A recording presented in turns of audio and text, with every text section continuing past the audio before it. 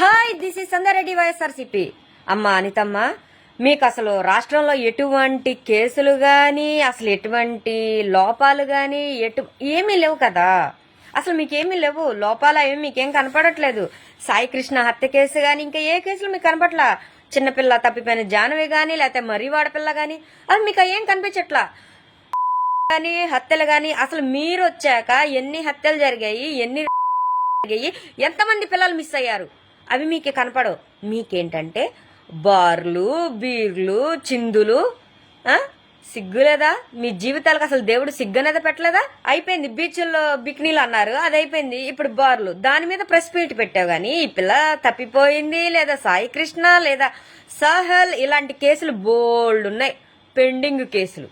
మీకు వాటి మీద ప్రెస్ మీట్ పెట్టాల్సిన అవసరం గాని, అవగాహన గాని, ముఖ్యంగా మీకు అవగాహన లేదు. నిన్న చిన్న పిల్లని అర్ధరాత్రి పూట 10 గంటల టైంలో బయటికి పంపించేసిన ఆ సన్నాసి ముండా, దానికి పిల్లలు లేరా?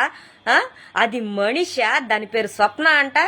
జంతువులు పుట్టిందా, మనుషులు పుట్టిందా? దానికి మనసు లేదా? అసలు ఇంతకీ అమ్మతనం లేదా దానికి? అలాంటి లంచాలను తీసుకొచ్చి మీరు ఏం చేద్దామని? సరే, తెలిసింది, ఏం తీసుకున్నారు మీరు? ఏం తీసుకున్నారు యాక్షన్ దాని మీద?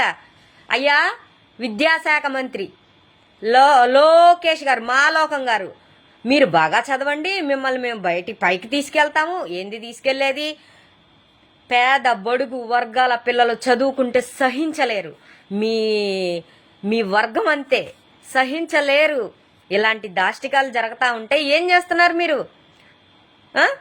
దుప్పటి ఇవ్వలేరా? మీరు విద్యాశాఖ మంత్రి. పిల్లలకి హాస్టల్లో ఏమున్నాయి, ఏమి లేవు, ఏమి పంపిణీ చేస్తున్నారు, దాని మీద కూడా మీకు అవగాహన లేదు. మళ్ళీ మీరు విద్యాశాఖ మంత్రి. అట్లా ఎట్లా అయ్యారు సార్ మీరు విద్యాశాఖ మంత్రి? అట్లా ఎట్లా అయ్యారు మీరు విద్యాశాఖ మంత్రి?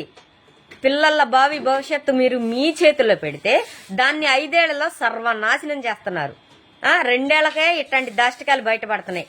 దుప్పటి ఎంత? దుప్పటి బతికెంత సార్? అది అదే సొమ్మేనా తీసుకొస్తుందా? లేకపోతే పేద పిల్లలు, ఆర్థిక స్థితి లేని పిల్లలేగా అక్కడ జాయిన్ అయ్యేది. దానికి అంత కండ కావరం ఏంటి? వాళ్ళని చూసినందుకే దానికి ఇస్తున్నారు శాలరీ. ఏం రియాక్షన్ తీసుకున్నారు? ఏం యాక్షన్ తీసుకున్నారు మీరు? అందుకు కాదా సార్ మీ ప్రభుత్వాన్ని దుమ్మెత్తిపోసేది ప్రజలు?